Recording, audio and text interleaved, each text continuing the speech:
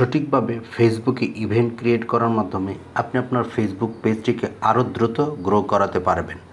অনেকের ফেসবুকে পেজে দেখবেন নোটিফিকেশন এসে রয়েছে যে আপনার রিল দ্বারা অথবা আপনার পোস্ট দ্বারা একটি ইভেন্ট ক্রিয়েট করুন। তো আমার ফেসবুক পেজেও একটি নোটিফিকেশন এসে রয়েছে, সেটি আমি আপনাদের দেখিয়ে দিচ্ছি।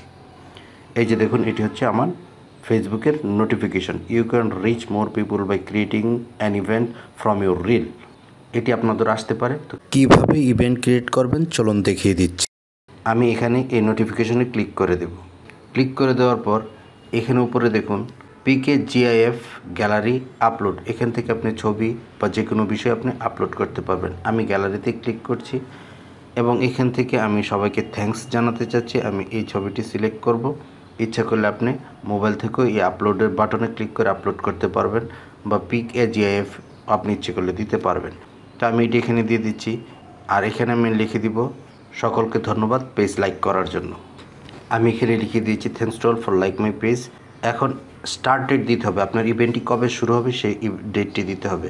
তো আমি দিচ্ছি 1 তারিখেই শুরু হবে, এখানে 1 এবং শুরু হবে আমি দিতে চাচ্ছি সন্ধ্যা 6টায় শুরু হবে। তার জন্য আমরা এখান থেকে সময়টা সিলেক্ট করে দিব, সন্ধ্যা 6টা PM এবং সেটে ক্লিক করব, ডানে ক্লিক করে দেব। আমার স্টার্ট ডেট সেট হয়ে গেছে। এখন ইন ডেট দিতে হবে। দেখুন অটোমেটিক্যালি ইন ডেট 1 ঘন্টার হবে।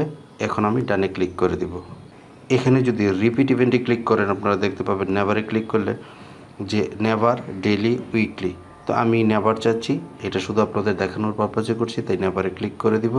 আর যদি আপনি এই ইভেন্টটি প্রতিদিন দেখাতে চান ডেইলিতে ক্লিক করবেন। আমি নেভারে ক্লিক করে দিচ্ছি। তারপর এখানে দেখুন ইন পারসন লোকেশন দেখাচ্ছে। এখানে হোয়াট আর দ্য ডিটেলস, এখানে ইচ্ছে করলে আপনি ডিটেলস চেঞ্জ করতে পারেন, নাও করতে পারেন, কোনো সমস্যা নেই। নিচে দেখুন ছোট্ট করে লেখা রয়েছে this event is public, anyone on or off Facebook will be able to see it once you publish it. আপনি যখন পাবলিশ করবেন সেটি সকলে দেখতে পারবে। তার নিচে অপশন রয়েছে মার্কেট ইউর ইভেন্ট। আমি এখানে যদি ক্লিক করি, এখানে যদি ক্যাটাগরিতে আমি ক্লিক করি, আবার আমরা দেখতে পাবো যে আমরা ইচ্ছা করলে এই জিনিসগুলা ইনক্লুড করে আমরা মার্কেট করতে পারবো। তো আমি আর এখানে দেখাচ্ছি না, আমি নেক্সটে ক্লিক করে দিচ্ছি। অ্যাডস কো হোস্ট, আপনি যদি ইচ্ছে করেন কাউকে হোস্ট হিসেবে, আপনার ফ্রেন্ডস যারা রয়েছে তাদেরকে হোস্ট হিসেবে আপনি যুক্ত করতে পারবেন। আমি করছি না। কমিউনিকেশন সেটিং, এখানে ক্লিক করলে আপনি দেখতে পাবেন অনলি হোস্ট ক্যান পোস্ট, কেবলমাত্র হোস্টই পোস্ট করতে পারবে। Post must be approved by a host.